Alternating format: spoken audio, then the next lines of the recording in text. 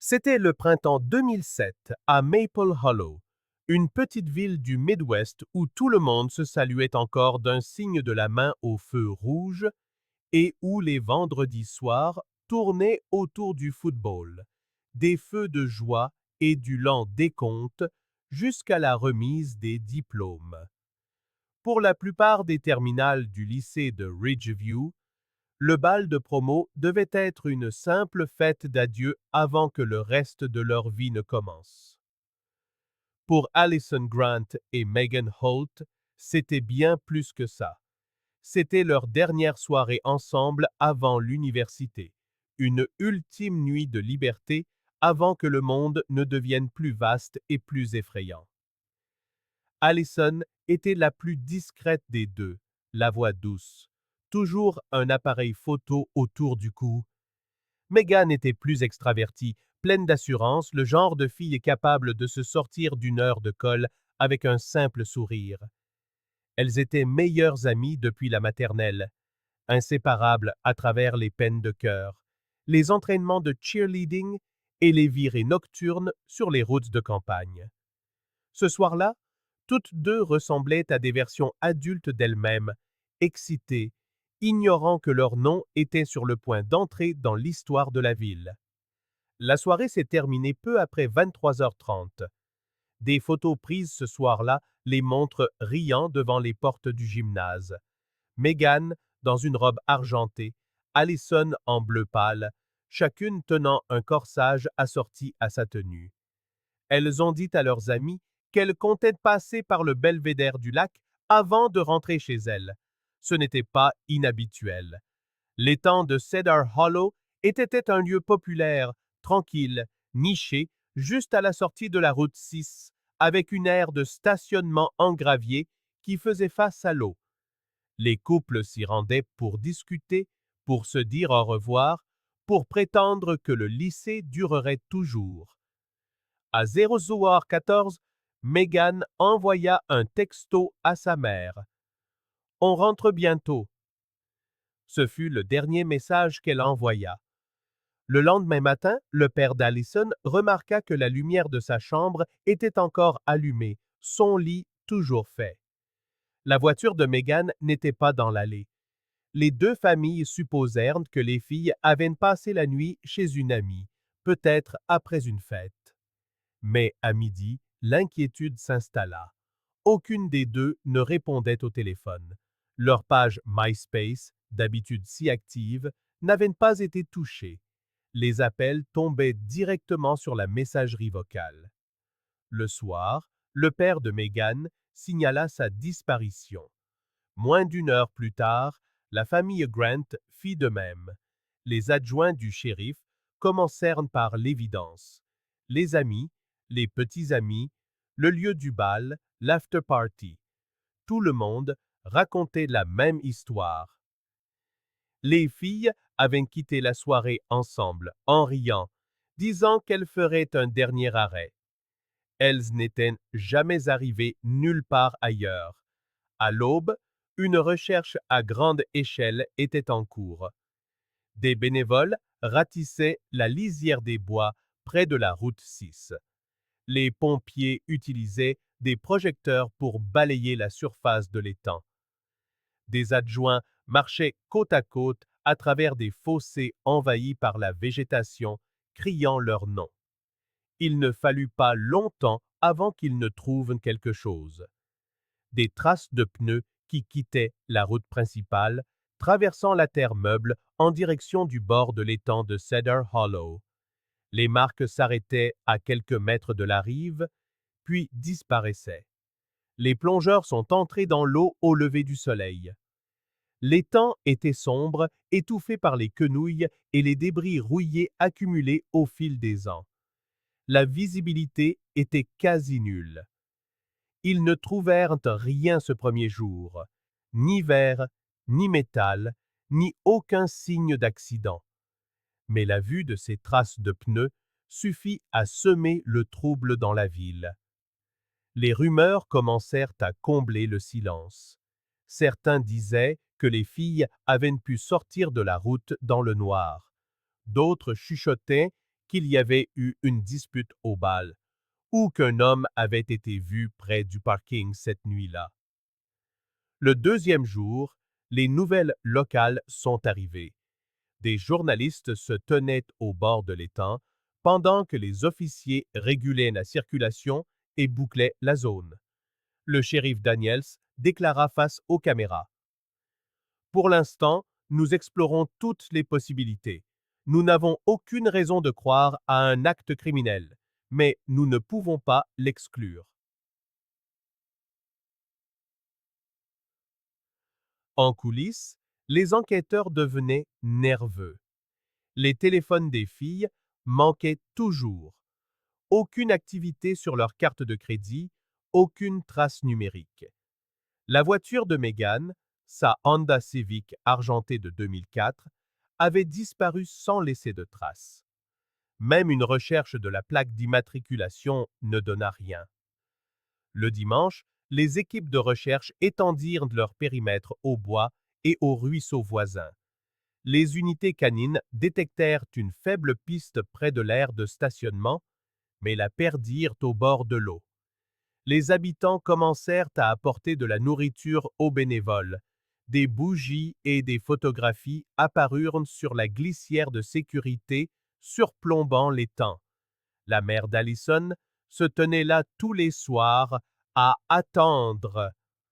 Dans des interviews ultérieures, elle a dit qu'elle s'attendait sans cesse à entendre la voix de sa fille résonner à travers les arbres, qu'elles étaient peut-être juste perdues ou blessées et que le prochain ratissage les trouverait. Mais alors que le week-end s'achevait sans nouveaux indices, le ton changea. Les détectives dirent discrètement aux familles de se préparer à une recherche plus longue. Un pêcheur local se manifesta, affirmant avoir vu 2 paires de phares près de l'étang cette nuit-là, vers minuit. Il a dit qu'ils semblaient garés près de l'eau. Mais quand il est repassé quelques minutes plus tard, les lumières avaient disparu. Il a supposé qu'ils étaient partis. Ce témoignage fut suffisant pour que les plongeurs reviennent. Jour après jour, ils sortaient de la ferraille, de vieux outils et des pneus, mais jamais de voiture. L'étang de Cedar Hollow gagna un nouveau surnom parmi les habitants, le fond. On disait qu'il était sans fond, alimenté par des sources souterraines qui rendaient toute récupération difficile. Pendant des semaines, ce tronçon de route devint un lieu de crainte silencieuse où les parents conduisaient plus lentement, les phares balayant les fleurs épinglées à la glissière de sécurité. Les enquêteurs cartographièrent tous les itinéraires possibles que les filles auraient pu emprunter, mais rien ne correspondait. Aucune preuve d'accident, aucun témoin d'une poursuite ou d'une dispute, et aucun signal de leur téléphone après 00h41. L'histoire se propagea au-delà de Maple Hollow. Les nouvelles locales en firent un titre sur la disparition de 2 jeunes filles le soir du bal de promo. Les parents des villes voisines l'utilisèrent comme un avertissement. Ne vous arrêtez pas au lac, ne conduisez pas seul après minuit. En un mois, les affiches commencèrent à se décolorer sous la pluie, les veillées se firent plus rares, les pistes s'épuisèrent. Mais pour les 2 familles, le temps s'était arrêté cette nuit-là. La chambre d'Allison resta intacte, ses vêtements pliés, la photo du bal toujours sur son miroir. Le père de Meghan laissa sa toque de diplômé sur la table de la cuisine pendant des semaines, comme si elle pouvait entrer à tout moment pour la prendre. Pour la ville, ce fut une blessure silencieuse et collective, une question sans réponse qui persista à travers les étés, les tempêtes et 16 longues années. Et sous cette eau calme, là où les traces de pneus avaient mené puis disparu, quelque chose attendait, intact, invisible, et enfoui plus profondément que quiconque ne l'imaginait. Car Cedar Hollow n'avait pas seulement englouti leur voiture, il avait englouti la vérité. Au cours des jours suivants, l'étang de Cedar Hollow devint le centre de tout. Du ruban de police bordait la route étroite qui y menait, et les camionnettes des chaînes d'information stationnaient sur l'accotement pendant que des bénévoles parcouraient les bois avec des lampes de poche et des radios. Ce n'était plus une simple recherche, c'était un siège de silence et de boue. Des détectives du comté arrivèrent avec un sonar à pénétration de sol, apportant avec eux un sentiment d'urgence sinistre.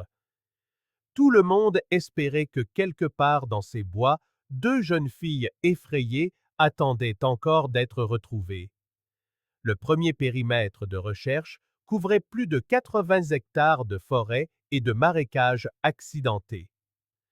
Des dizaines de bénévoles, voisins, camarades de classe et même des inconnus de la ville voisine marchaient côte à côte à travers les broussailles épineuses, appelant les noms des filles. Ils trouvèrent des canettes abandonnées, des vêtements déchirés datant de qui sait quand, même une chaussure d'enfant, mais rien qui ne puisse être lié à Allison ou Megan. Leurs empreintes, vues pour la dernière fois près de l'aire de stationnement, semblaient s'arrêter brusquement, comme si la piste avait été effacée. Lorsque les chiens cadavres furent amenés, ils aboyèrent et gémirent près du bord de l'eau, mais ne donnèrent jamais d'alerte confirmée. L'étang lui-même était d'une tranquillité trompeuse, s'étendant sur 2 hectares avec une surface vitreuse qui reflétait les arbres environnants. Sous ce calme se cachait un labyrinthe de racines enchevêtrées et de limons épais qui pouvaient dissimuler n'importe quoi. Les plongeurs y sont retournés le 3e jour. L'eau était noire, froide, et la visibilité nulle.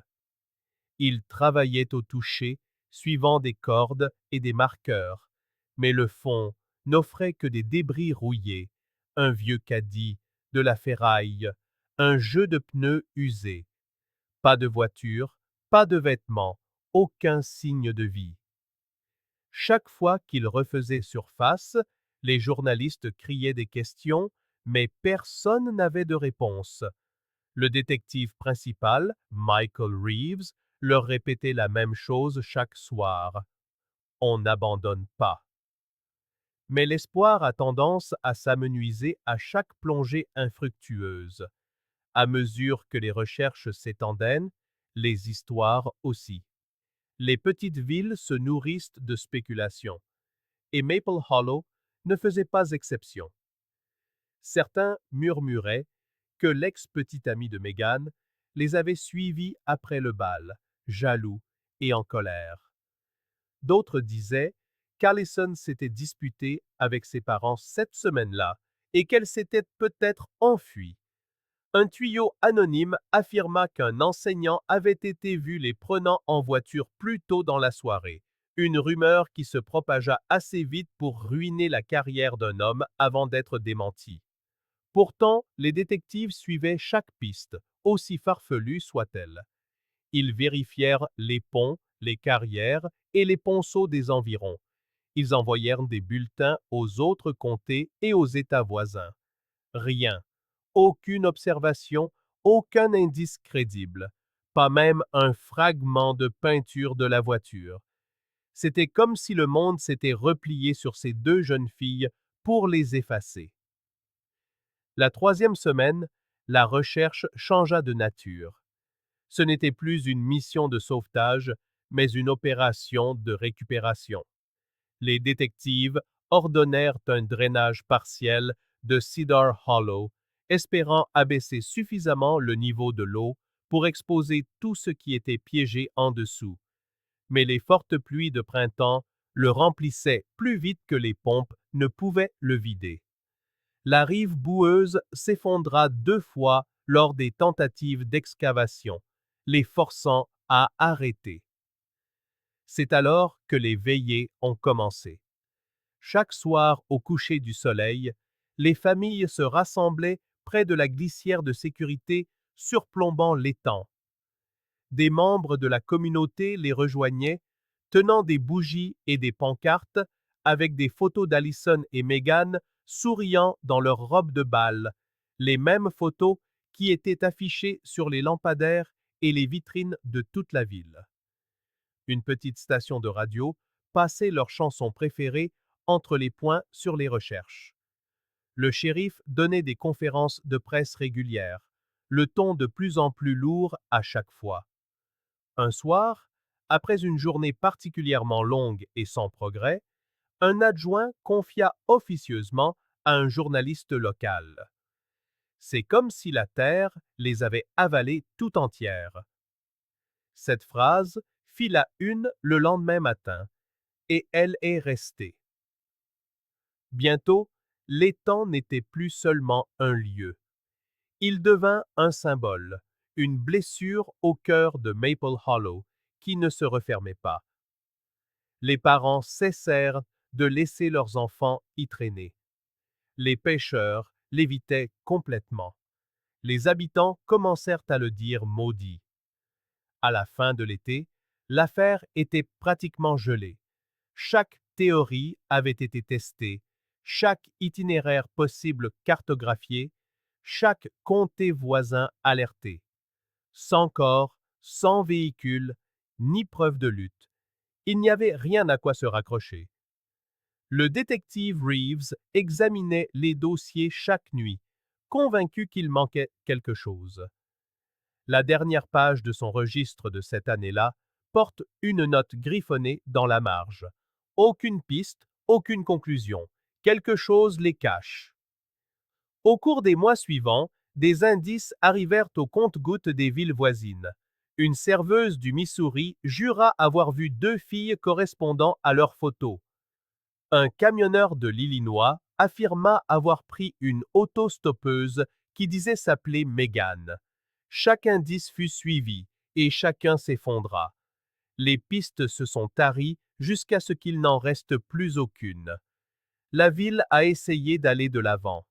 Les affiches ont été retirées, remplacées par de nouvelles pour des animaux perdus et des événements locaux. Les bougies près de l'étang se sont consumées. Les familles, cependant, n'ont jamais cessé de venir.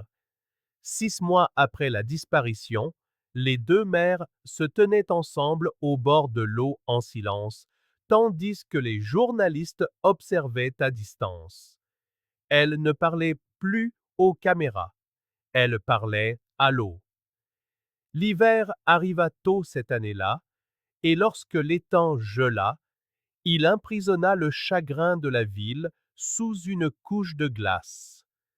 Ce qui avait commencé comme une recherche désespérée de deux jeunes filles disparues s'était transformé en quelque chose de plus froid, une question ouverte à laquelle personne ne pouvait répondre. Le printemps suivant n'apporta que plus de la même chose, des spéculations, des théories et rien de concret. À ce moment-là, de nouvelles affaires avaient pris le dessus et le mystère de Cedar Hollow commençait à disparaître des gros titres, mais pas du cœur des familles qui se tenaient encore au bord de la route, fixant l'endroit où les traces de pneus avaient disparu. Il faudrait encore 16 ans avant que quiconque n'apprenne ce qui s'était réellement passé cette nuit-là. Et à ce moment-là, la vérité qui attendait sous la surface changerait tout. 16 ans, c'est long à vivre avec des questions qui ne trouvent jamais de réponse. En 2023, Maple Hollow avait changé. Le vieux restaurant au bord de l'autoroute avait disparu. La station-service avait été rénovée et la nouvelle génération de lycéens ne connaissait Allison Grant et Meghan Holt que comme des visages sur un mur commémoratif. Mais pour leur famille, le temps n'avait jamais vraiment avancé. Ils tournaient en rond autour de ce même point. La nuit du bal, l'appel sans réponse, l'étang qui n'a jamais parlé. La mère d'Allison, Karen Grant, avait construit sa vie autour de la recherche.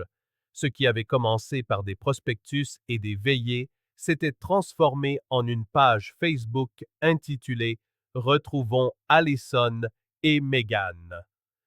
Au fil des ans, c'est devenu une sorte de mémorial, un lieu de rassemblement pour des inconnus qui suivaient l'affaire bien après que la ville eut cessé d'en parler. Karen publiait un message à chaque anniversaire sans faute. Chaque mois de mai, le même message apparaissait sur son fil. 16 ans ce soir. Si vous savez quoi que ce soit, s'il vous plaît, manifestez-vous. Le père de Meghan, Tom Holt, avait adopté une approche plus silencieuse. Il gardait le même emploi à la quincaillerie, laissait la chambre de sa fille intacte et laissait la lumière du porche allumée chaque nuit depuis sa disparition. L'ampoule avait été changée plus de 60 fois, mais il n'a jamais manqué une nuit. Les voisins disaient qu'on pouvait voir sa lueur depuis le bout de la rue, stable et constante, comme une balise pour quelqu'un qui était toujours perdu. Pour les deux familles, la vie était devenue un rythme de faux départ. Il y eut des appels de prétendus témoins, des affirmations de médiums et des lettres anonymes qui ne menaient nulle part. Une fois, en 2015, des ossements furent découverts dans un champ voisin. Pendant 3 jours, les deux familles se préparèrent à la confirmation, mais les restes se sont avérés être ceux d'un animal. Une autre fois, une voiture fut retrouvée dans une carrière à 2 comtés de là. L'espoir monta à nouveau pour s'effondrer lorsque les enquêteurs confirmèrent que ce n'était pas la bonne. Chaque piste ratée creusait un silence plus profond dans leur vie, mais aucune des deux familles n'a jamais complètement abandonné. Les nouvelles locales maintenaient l'histoire en vie, bien que de justesse. Chaque mois de mai, un court reportage diffusait de vieilles images des filles au bal, les mêmes photos montrées chaque année. La voix du présentateur prononçait leurs noms doucement, comme si les dire trop fort pouvait réveiller quelque chose qui dormait depuis longtemps. À ce moment-là, la recherche de réponses s'était déplacée en ligne. Les communautés de True Crime avaient commencé à disséquer l'affaire, publiant des chronologies, des photos et des théories sur Reddit et YouTube. Certains accusaient la police d'incompétence. D'autres insistaient sur le fait que les filles s'étaient enfuies. Mais un article en particulier attira l'attention. Un blogueur du Michigan, spécialisé dans les affaires non résolues, publia une vidéo intitulée Le mystère de Cedar Hollow.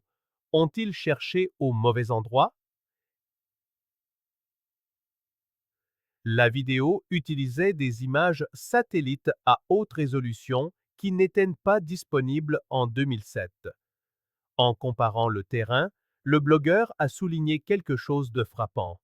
Une légère trace sur le côté sud de l'étang, à moitié caché sous les arbres. Il a émis l'hypothèse que si les filles s'étaient approchées sous cet angle, peut-être par erreur, la voiture aurait pu entrer dans l'eau depuis une section qui n'avait jamais été fouillée en profondeur. Ce n'était pas juste une spéculation, c'était une possibilité que personne n'avait envisagée. La publication est devenue virale au sein de la communauté du True Crime. Bientôt, les habitants la partageaient sur les réseaux sociaux.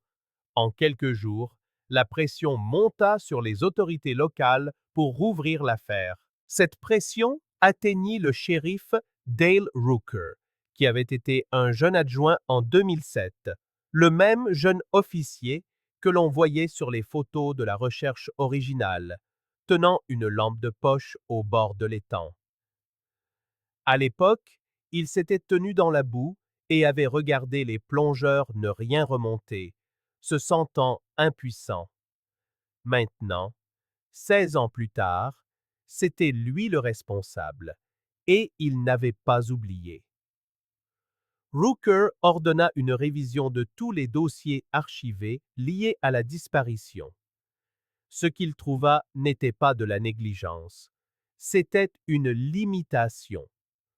À l'époque, la technologie n'existait tout simplement pas pour sonder les couches de limon profondes ou cartographier les structures sous-marines.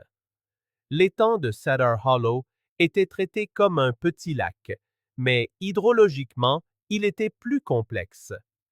Il avait plusieurs canaux d'alimentation avec un lit qui se déplaçait selon les saisons. Ce qui aurait pu être inaccessible en 2007 pouvait maintenant être cartographié en détail. Le shérif demanda une évaluation environnementale, invoquant des problèmes de sécurité et une contamination potentielle. Mais tout le monde en ville savait de quoi il s'agissait vraiment. Un plan formel fut élaboré pour draguer et drainer partiellement l'étang de Cedar Hollow, en attente de financement de l'État. Pour la première fois en plus d'une décennie, quelque chose se passait.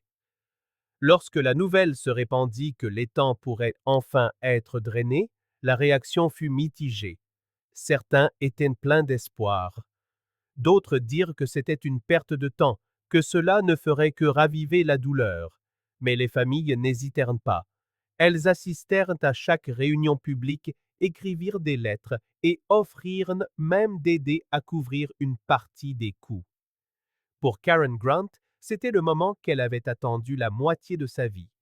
Elle a dit à un journaliste, « S'ils ne trouvent rien, au moins nous saurons que nous avons cherché partout. » Tom Holt a simplement dit, « Si ma fille est toujours là-bas, elle mérite de rentrer à la maison. » Cet été-là, le matériel est arrivé. Des camions, des pompes et des barrières, transformant Cedar Hollow en une zone de chantier. Les habitants regardaient le niveau de l'eau commencer à baisser pour la première fois depuis des décennies, exposant des pneus enfouis depuis longtemps, des barils rouillés et les restes squelettiques d'arbres engloutis il y a bien longtemps. L'odeur d'eau stagnante et de boue remplissait l'air, à la fois familière et étrangère. Un sentiment d'anticipation et de malaise pesait lourdement sur la ville. 16 ans de deuil s'étaient transformés en une sorte d'élan. Les gens recommencèrent à passer en voiture, ralentissant aux barricades, regardant l'étang qui les avait tous hantés. Les familles se tenaient ensemble au bord de l'eau, de la même manière qu'elles l'avaient fait des années auparavant, bien que cette fois, elles n'attendaient pas les équipes de secours. Elles attendaient des réponses. Et alors que l'eau continuait de se vider, que le fond de Cedar Hollow commençait enfin à se révéler, personne à Maple Hollow ne pouvait se défaire du sentiment que quelque chose était sur le point de refaire surface, quelque chose qui avait attendu tout ce temps, juste sous les eaux calmes. Chaque affaire que nous partageons n'est pas qu'une simple histoire. Ce sont des semaines de recherche, de vérification et de longues nuits à poursuivre la vérité. Nous le faisons parce que ces histoires comptent. Quelqu'un, quelque part, mérite encore qu'on se souvienne de lui. Si vous voulez que nous continuions à lever le voile sur ces mystères, merci de liker, de vous abonner et de nous dire dans les commentaires quelle partie de l'affaire d'aujourd'hui vous a le plus touché. Votre soutien nous permet de continuer. Et pour d'autres affaires non résolues comme celle-ci, les liens vous attendent dans la description ci-dessous. Ne les manquez pas. Maintenant, revenons à l'affaire. Fin juin 2023, les travaux à l'étang de Cedar Hollow avaient commencé. Ce qui était autrefois une étendue tranquille de marécages envahis par la végétation s'était transformé en une base d'opération. Des excavatrices, des pompes et des enquêteurs, les pieds dans la boue, regardant des années d'immobilité se briser. Pour la première fois depuis 2007, l'air autour de cette eau semblait de nouveau vivant, épais de l'odeur de décomposition humide et de diesel. Les habitants qui passaient en voiture ralentissaient juste assez pour apercevoir l'étang qui avait hanté leur ville pendant plus d'une décennie. Certains restaient, garés sur l'accotement, ne voulant pas partir avant de savoir ce qui, finalement, pourrait refaire surface. Les 2 premiers jours furent sans événement. Les équipes travaillaient sans relâche, drainant l'étang par sections mesurées. Alors que l'eau se retirait, elle dévoilait couche après couche des débris oubliés. Bouteilles brisées, clôtures rouillées et branches d'arbres si enchevêtrées dans la vase qu'elles semblaient fossilisées.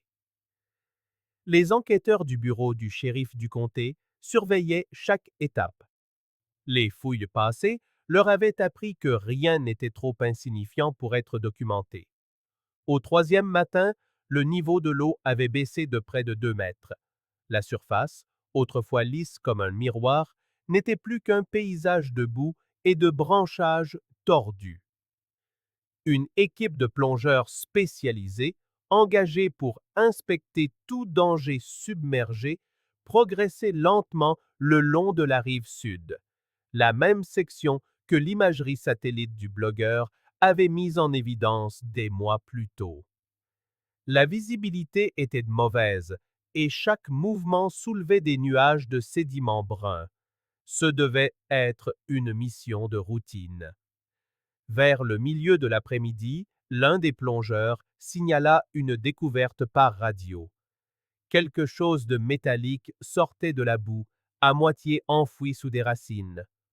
On pensa d'abord à un vieil équipement agricole ou à un fragment de quai. Mais à mesure qu'il dégageait les débris, une autre forme commença à se dessiner, arrondie, symétrique, indubitablement celle d'une automobile.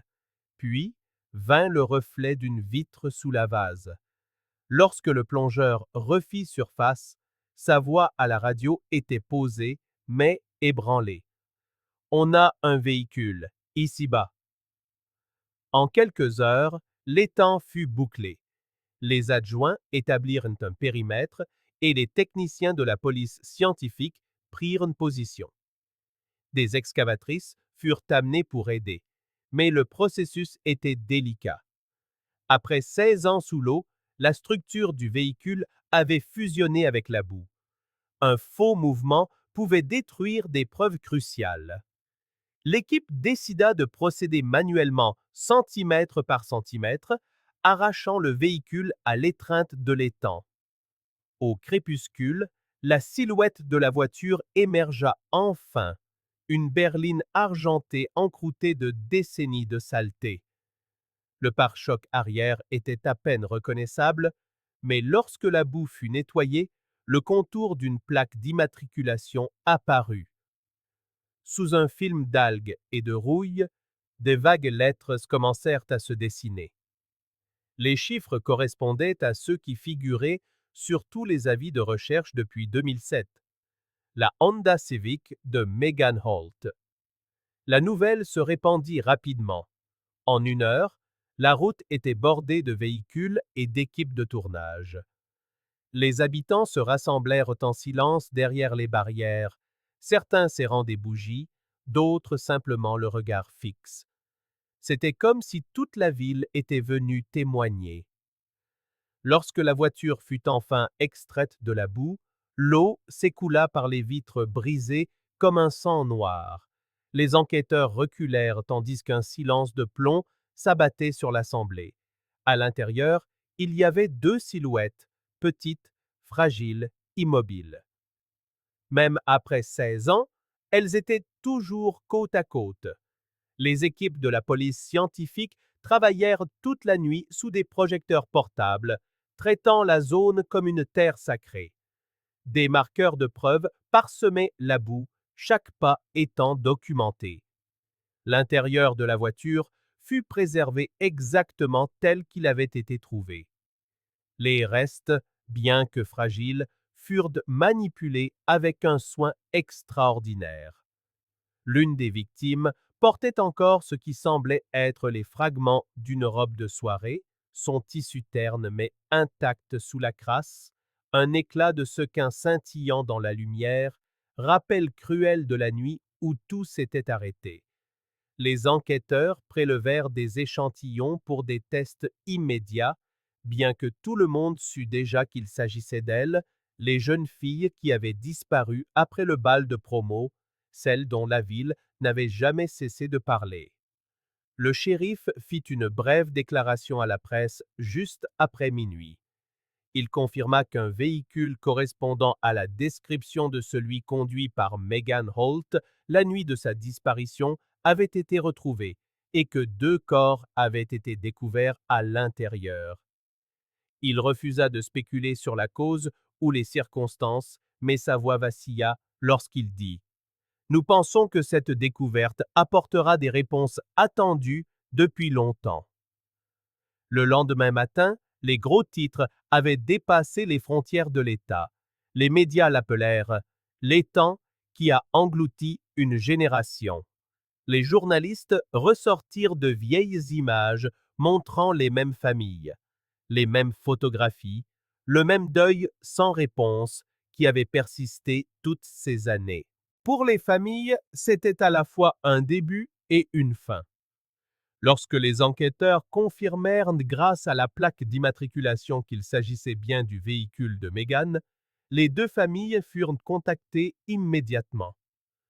Le shérif Rooker passa les appels lui-même. Il confia plus tard que ce fut la chose la plus difficile qu'il ait jamais faite, car pour la première fois, il n'apportait plus l'espoir. Il apportait la certitude.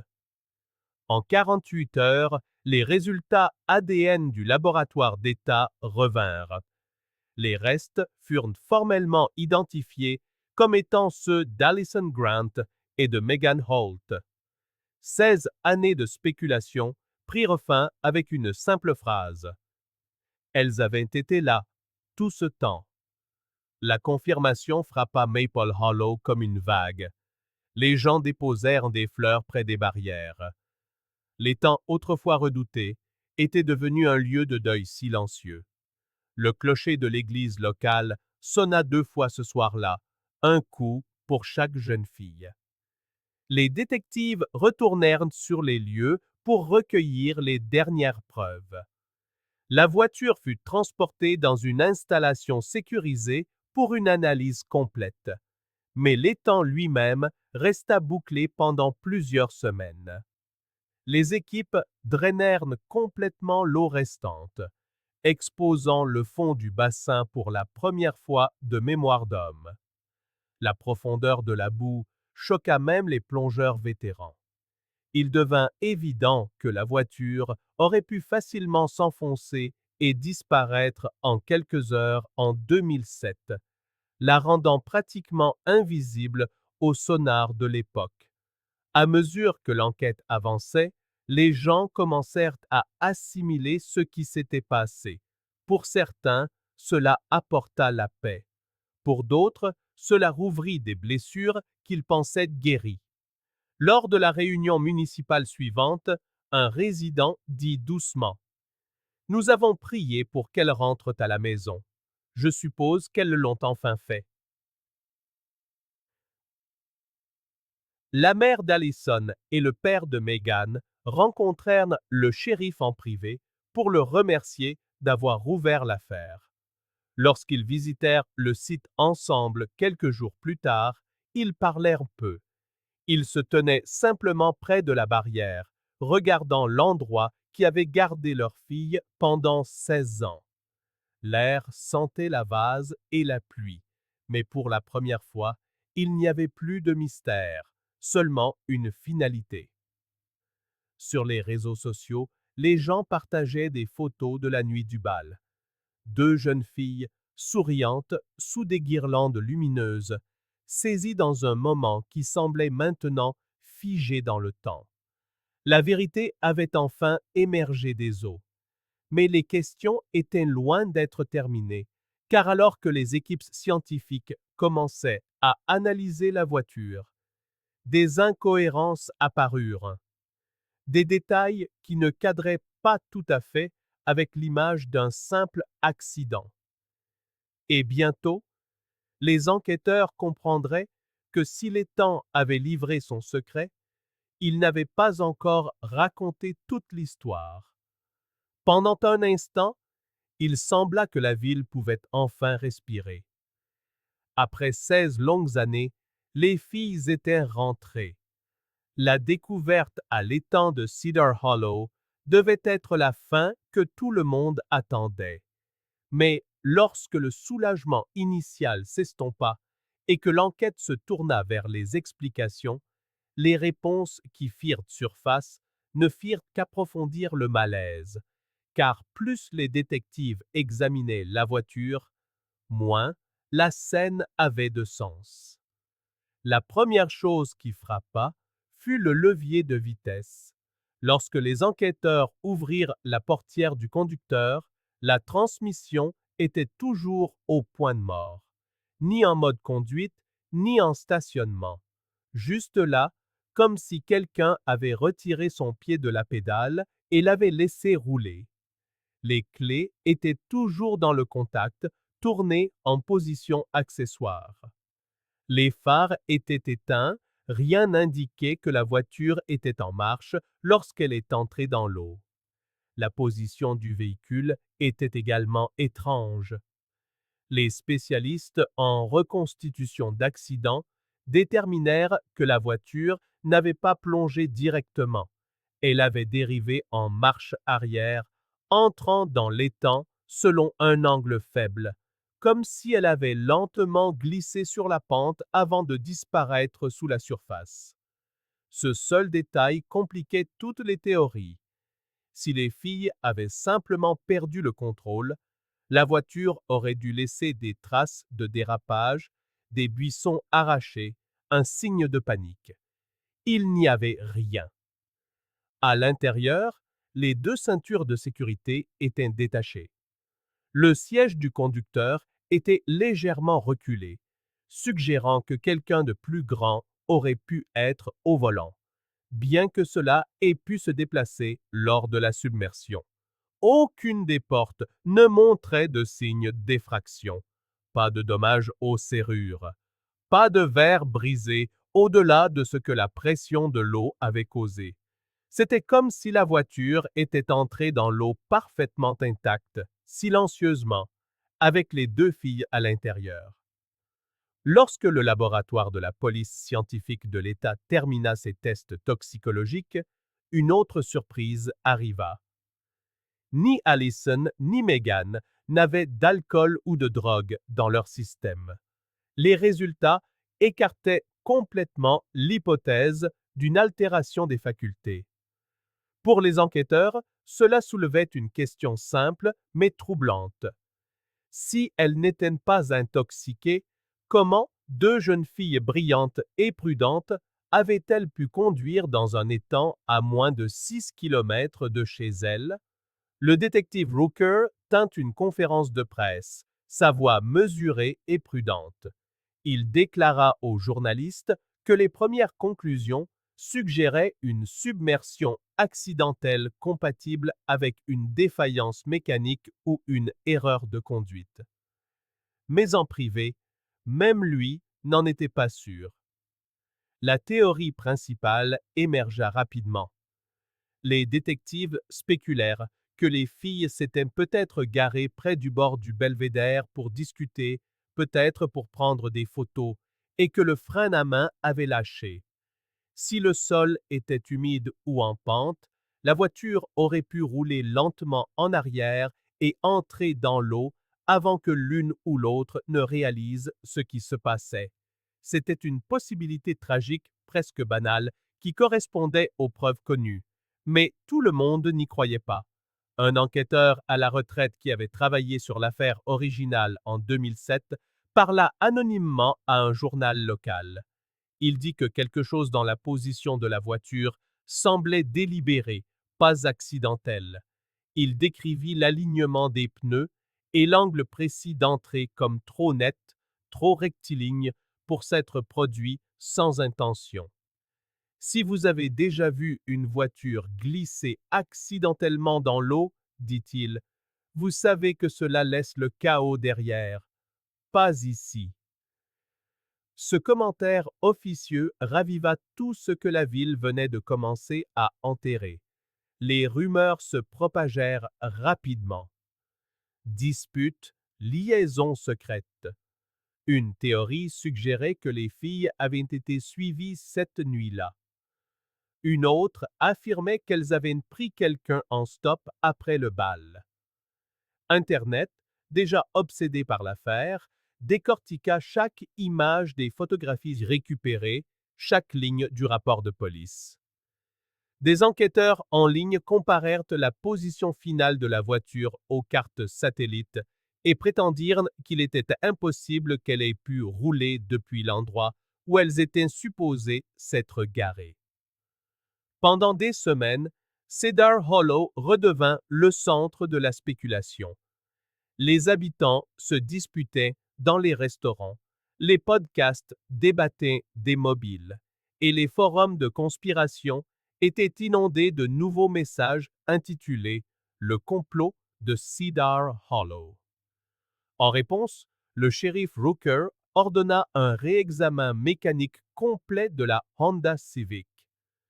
La voiture fut transportée au centre de criminalistique de l'État, où les techniciens démontèrent pièce par pièce le système de freinage. Ce qu'ils trouvèrent ne soutenait pas la thèse du sabotage. Les conduites de frein, bien que corrodées, présentaient des motifs de rouille cohérents avec une submersion à long terme. Aucune preuve de manipulation délibérée. Le câble du frein à main, une fois ouvert, affichait la même chronologie d'oxydation que le reste du châssis. Il avait lâché à un moment donné, oui, mais rien ne prouvait qu'il avait été coupé ou altéré. Pourtant, les questions persistaient. Si c'était un accident, pourquoi les phares étaient-ils éteints? Pourquoi le levier de vitesse était-il au point de mort? Et pourquoi personne n'avait rien entendu ou vu cette nuit-là, alors que la route n'était pas complètement déserte? De vieux souvenirs refirent surface. Certains habitants se souvinrent avoir vu deux voitures garées près du belvédère vers minuit cette nuit-là, bien qu'aucun ne pût décrire clairement le second véhicule. D'autres dirent avoir entendu ce qui ressemblait à un éclaboussement, mais avaient supposé que c'était un cerf entrant dans l'eau. Et un témoin, un pêcheur plus âgé, se manifesta de nouveau pour répéter ce qu'il avait dit 16 ans plus tôt. Il avait vu des phares près de l'étang, puis plus rien, juste l'obscurité. Chaque nouvelle information ne faisait qu'assombrir l'histoire. La version officielle penchait vers une tragique défaillance mécanique, mais le public ne pouvait se défaire de l'idée que quelque chose de plus sinistre aurait pu se produire. Le père de Meghan ne croyait pas aux théories du complot, mais même lui avait du mal avec les explications. Dans une interview, il dit doucement « Si elles se sont garées trop près et que la voiture a roulé, je peux vivre avec ça. Mais quelque chose là-dedans ne me semble pas juste. » C'étaient des filles intelligentes, des filles prudentes, acquiesça la mère d'Allison. Elle ne comprenait pas pourquoi aucune n'avait tenté de s'échapper. La vitre passager était fissurée, mais pas brisée. Les experts expliquèrent que la pression sous-marine aurait pu les piéger rapidement, mais cela n'apaisait pas la douleur. À la fin de l'été, le dossier de l'affaire était plus épais que jamais, mais rien n'offrait de réponse définitive. Les enquêteurs rendirent leurs conclusions publiques. Aucune preuve d'acte criminel, aucun signe d'effraction, submersion accidentelle probable. C'était la conclusion la plus logique, mais pas la plus satisfaisante, car la logique n'expliquait pas le malaise que les gens ressentaient en regardant les photos de la voiture récupérée, à moitié enfouie, à moitié préservée, les phares éteints, le levier de vitesse au point de mort. Elle n'expliquait pas pourquoi deux jeunes filles avait disparu quelques minutes après avoir quitté un bal bien éclairé, ni pourquoi personne ne les avait entendus crier. Dans une ville qui avait attendu 16 ans pour tourner la page, le silence qui suivit était plus lourd que jamais. Et pourtant, juste au moment où tout le monde pensait que le mystère avait atteint sa fin, un dernier élément de preuve, quelque chose de petit, oublié à l'intérieur de la voiture, allait émerger. Et cela changerait la façon dont tout le monde se souvenait de cette nuit à l'étang de Cedar Hollow.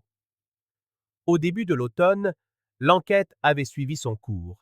Après des mois de tests, de reconstitution et d'examen, le shérif Dale Rooker se tint devant une rangée de microphones sur les marches du palais de justice et prononça les mots qui allaient clore le dossier pour de bon. Le verdict officiel, dit-il, est une noyade accidentelle. Il n'y a aucune preuve d'acte criminel, aucune indication de sabotage et aucune preuve physique que quiconque d'autre que les deux jeunes filles se trouvait dans le véhicule cette nuit-là. Son ton était assuré, mais l'air autour de lui était lourd, comme si même lui ne croyait pas tout à fait que le mot accidentel suffisait à expliquer 16 ans de perte. Derrière la déclaration officielle, un malaise persistait. Les enquêteurs avaient travaillé sans relâche pour trouver quelque chose, n'importe quoi, qui pourrait éclaircir les dernières minutes avant que la voiture n'entre dans les temps. La reconstitution suggérait que la Honda était au ralenti près du belvédère, probablement tournée dos à l'eau, avant de rouler en arrière à un rythme progressif. Compte tenu de la faible pente, la voiture aurait pu glisser silencieusement sous la surface en moins de 30 secondes. Cette chronologie correspondait au dernier signal du téléphone de Megan à minuit 41 et plus rien après. C'était la minute même où toute trace d'elle avait disparu. Cela aurait dû être la fin. Mais quelques jours après la conférence de presse, alors que les preuves étaient cataloguées pour un stockage à long terme, un technicien fit une découverte qui changea tout. À l'intérieur d'un sac de preuves scellé portant la mention contenu de la boîte à gants, se trouvait un petit appareil photo jetable jaune, du genre que les adolescents transportaient avant que les téléphones ne puissent tout faire. Il était couvert de crasse, la cartouche de film gonflée par l'eau. La plupart pensaient qu'il était irrécupérable, mais le protocole exigeait que chaque objet soit enregistré et examiné. La pellicule fut envoyée à un laboratoire spécialisé dans la récupération de matériel submergé. Des semaines passèrent, puis un après-midi, un appel arriva. Plusieurs clichés avaient survécu. La plupart étaient vierges, striées de gris et de brun. Mais une image était assez nette pour être reconnaissable. Elle montrait l'intérieur de la voiture. Allison était sur le siège passager, souriant à l'objectif. Megan était au volant, le visage légèrement tourné vers sa meilleure amie.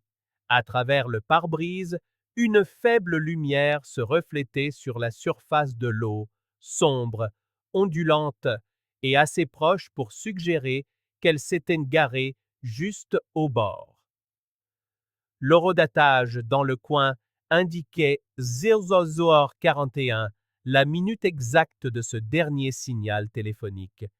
Les experts conclurent que la photo avait probablement été prise quelques instants avant que la voiture n'entre dans les temps. Il n'y avait aucun signe de détresse dans leurs expressions, pas de panique, pas de peur, juste deux amis habillés pour le bal, riant de quelque chose qui resterait à jamais inconnu. Lorsque l'image fut montrée aux familles, elles restèrent longtemps sans parler. Karen Grant dit plus tard qu'elle ne voyait pas de tragédie. En la regardant, elle voyait un instant d'innocence figée, juste avant que tout n'arrive. Pour elle, la photo signifiait qu'elles ne s'étaient pas perdues dans la peur. Elles étaient ensemble, ignorant que leur vie était à quelques secondes de s'arrêter. Le shérif ne rendit pas l'image publique, mais son existence fut divulguée aux médias. La couverture médiatique raviva l'attention nationale. Les forums de True Crime débattirent de chaque pixel, de l'angle des phares, du reflet sur le pare-brise, du léger flou derrière la voiture que certains prétendaient être un mouvement. Mais les enquêteurs furent fermes. Il n'y avait rien dans le cadre au-delà de ce qu'il semblait être. Aucune silhouette dans l'ombre, aucune preuve d'une autre présence, juste deux jeunes filles figées dans le temps. En quelques semaines, la ville organisa une petite cérémonie commémorative au bord de Cedar Hollow. Une plaque portant leur photo du bal fut montée sur une pierre de granit, surplombant ce qui était maintenant un champ de roseaux et d'eau peu profonde. L'étang, une fois drainé, avait commencé à se remplir à nouveau grâce à des sources souterraines, mais il ne retrouverait jamais sa profondeur d'origine. La nature le reprenait lentement. Le matin de l'inauguration, des gens de tout Maple Hollow se rassemblèrent tranquillement, des bougies à la main. 16 ans de deuil et de rumeurs s'étaient finalement condensés en quelque chose de tangible. La mère d'Allison déposa des fleurs près du mémorial, murmurant que sa fille pouvait enfin reposer en paix. Le père de Meghan, qui avait laissé cette lumière allumée sur son porche pendant toutes ces années, l'éteignit enfin cette nuit-là. Pour la ville, le soulagement ne vint pas du verdict du shérif ou des titres de journaux. Il vint de la prise de conscience que certains mystères ne sont pas faits de malveillance ou de complot. Parfois, ils ne sont que la somme de petites erreurs irréversibles. Deux amies au seuil de l'âge adulte, assises trop près de l'eau, inconscientes de la pente sous elles. Un clic manqué du frein à main, une glissade silencieuse en arrière, 30 secondes de mouvement qui ont tout changé. Des théories subsistaient, bien sûr. Elles subsisteraient toujours. Mais pour ceux qui se tenaient près du mémorial, regardant la lumière du soir s'installer sur l'étang, la vérité semblait simple, et c'était suffisant. Aujourd'hui, Cedar Hollow a retrouvé son apparence ordinaire. L'herbe a poussé sur les rives, des quenouilles s'élèvent là où l'eau s'étendait autrefois. Les nuits calmes, les habitants disent qu'on peut entendre les grenouilles et les grillons à la place du bourdonnement des bateaux de recherche. La route voisine a été refaite, et la plupart de ceux qui passent n'ont aucune idée de l'histoire qui se cache en dessous.